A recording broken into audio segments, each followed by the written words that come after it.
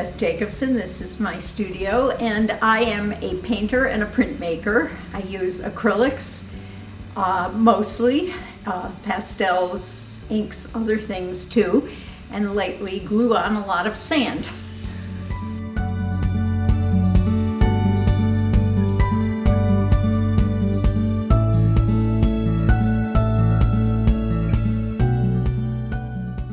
I have gone back to doing work based on the figure, but also based on more abstract forms from the figure, kind of having fun. I think that color has always been my thing, and I've been exploring just letting go and doing whatever feels good.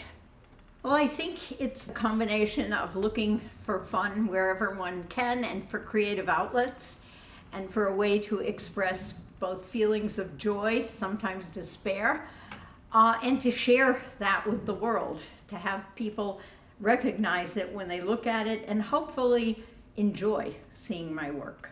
I'm motivated by shape, color. I've always been intrigued by the human body and its many, many forms, shapes, spaces around it, in it, near it.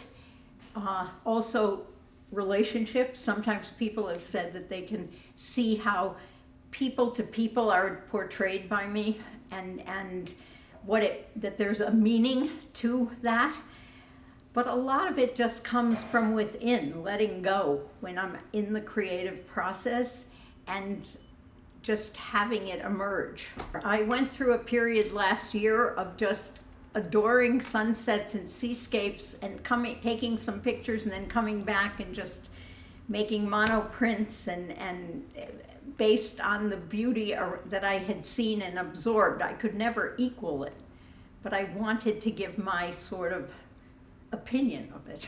I wanted to talk a little about doing a monoprint, and that I have had fun putting paint on a surface and then putting a paper on it, rolling it with a big rolling pin, and then taking it off to produce a view, to me, of a sunset. I did some just from my mind, my imagination. Some I glued sand.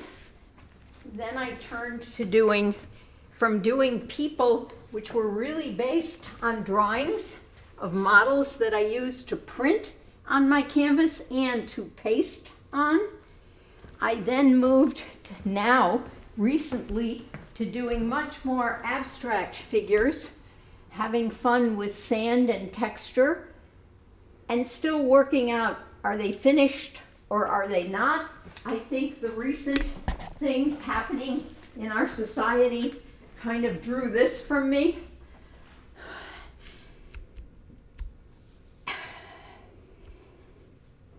So is this something you're working on now? Yes, this is. It's not finished, but it's kind of comes from my heart and from my involvement in the 60s in many different movements of peace and civil rights, and the sadness that now we're still fighting so many of those fights.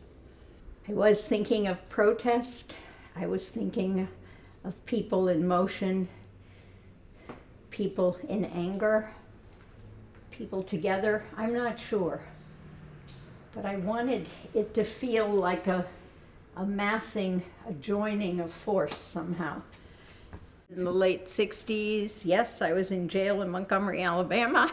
I did a lot of things back then, mostly to support SNCC and their efforts in voter registration and in helping those communities get what was necessary to survive. I see that the torch is being passed on. However, I'm saddened by the need to do this seemingly forever in our country.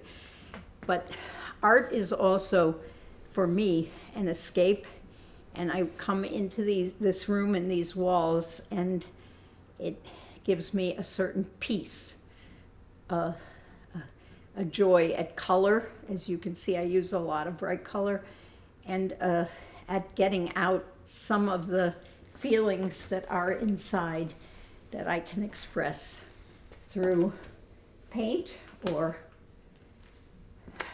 any other media that I have at my disposal. I think it's important for art to, in times when we feel overwhelmed, to be a refuge.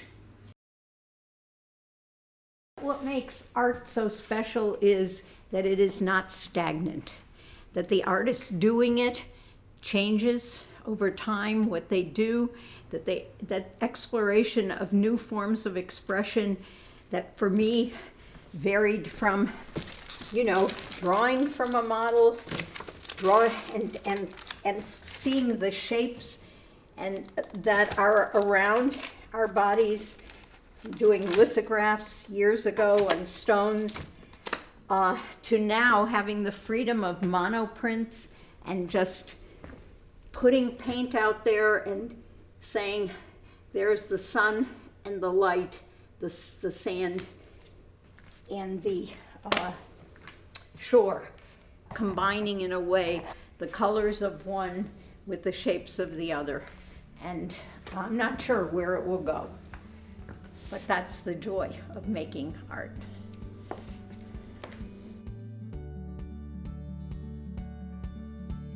I'm hoping that my artwork finds a home, that somebody sees it and lives with it and can enjoy it, and it has. Some of it found good homes.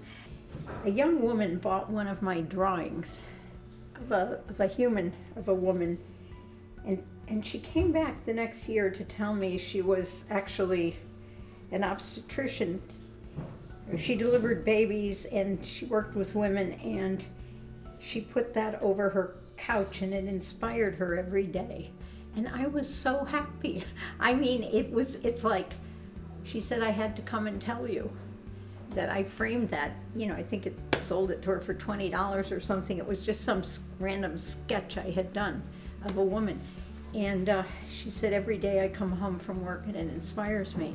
And I thought, oh my God, so wonderful. That I will miss.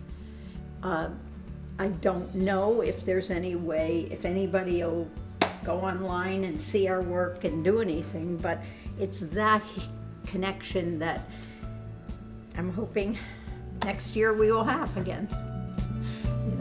Thank you.